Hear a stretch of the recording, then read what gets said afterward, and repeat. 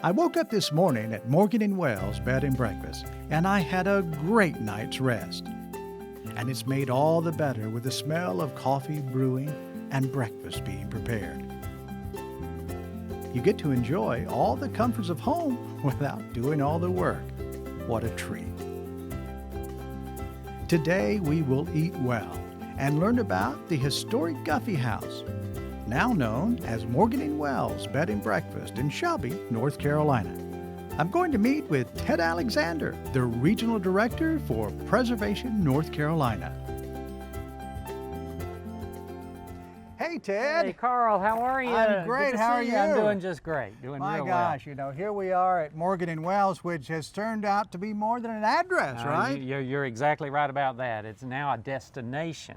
Well, I've actually stayed here a couple of nights. It's a great place, and I could not tell you how excited I was when I heard that you were actually involved with this property. Yeah. This property actually used to be across the street. Over there? Right over there. Wow. What type of house is it?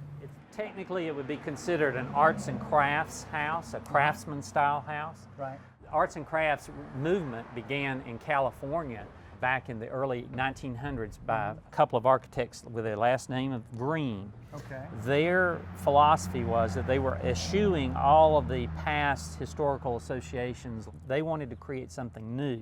So they were pioneers. They were pioneers. Well, let's go check inside. Yeah. You know, Ted, I just love the thickness, the heaviness of all the wood. Yeah, that in was these part homes. of the earthiness of the feel of the house. And then when you walk into the house, if you'll notice, the exposed wood continues. They would not have painted the trim because that was part of, getting back to nature, so to speak. But it allowed flow back and forth in the hallway. You didn't have this closed-off hallway that you would have had in many other houses. And then if you look over to the other two rooms, then you've got pocket doors which allow for privacy when you want to close those off, but when they're open, they're wide, and you can kind of flow into either of these rooms. This is such a beautiful room. This is a really great dining room. You've got this monumental entablature here that surrounds the fireplace with the built-in cabinetry. An interesting feature about this particular house, however, is this medallion that's set right in the middle. I don't think that would have been a real prevalent feature of the arts and crafts movement. Well, I was listening to the story from the current owners, and they were telling me about the plaster work that had to be done because when the house moved across the street, there was a little bit of a bump up. There were like 58 sets of wheels that moved this across. Things went relatively well. It took a long time to adjust. You know, they had to back up, move, and then when they started across, and everything shook, and that caused a lot of the cracks. Had it not been for that, it would have been a very smooth ride across the street. I thought it was wonderful in learning about the story of the home, and it's a bed and breakfast now, and I love historic inns. Yeah. And this, to me, was the best example that I'd seen of a home like this that's now bed and breakfast. Yeah. You just don't see a lot of arts and crafts style houses. So this is a special experience for travelers. I think so. To be able to stay in not only a piece of history, but a piece of history that's a style of architectural a home. history, correct. You know, I love I guess that. we'll go into what would have been the sitting room or the parlor now. So there'd have been two sides. So the bigger room, the big living here. room here. Right. So I mean, the entire field of the place, it's like the outdoors is inside, but yet you can create privacy if you want it. So what about upstairs? Upstairs is you have more painted wood. You have a big open stairwell, which is, again, more of the flow of the house to the bedrooms. There was sort of an interesting feature that I think was probably put in on the 70s, and that's a captain's stairwell and leading to the attic. Well, they've done a beautiful job with the bedrooms. They're just beautifully laid out.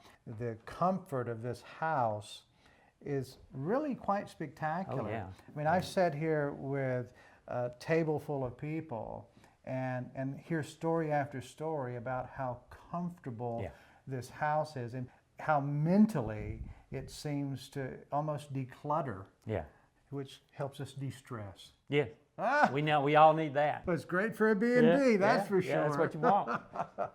Well, I just love these doors. They're fantastic. Yeah. Well, Ted, we did it again. Sure did. I really appreciate your knowledge. Your work with preservation means a lot to, well, it means a lot to everybody. Thank you. I feel like you shared some knowledge on the home that I didn't know, and I think everybody's going to appreciate that. Oh. Ted, do you smell that? I think the chef's Something got smells good. something. Yeah, Something smells yeah. really good. Yeah. I'm going to go see the chef. Once again, Thanks thanks again, a lot, Carl. Ted. It's good to see you as always. Appreciate your preservation All right. work.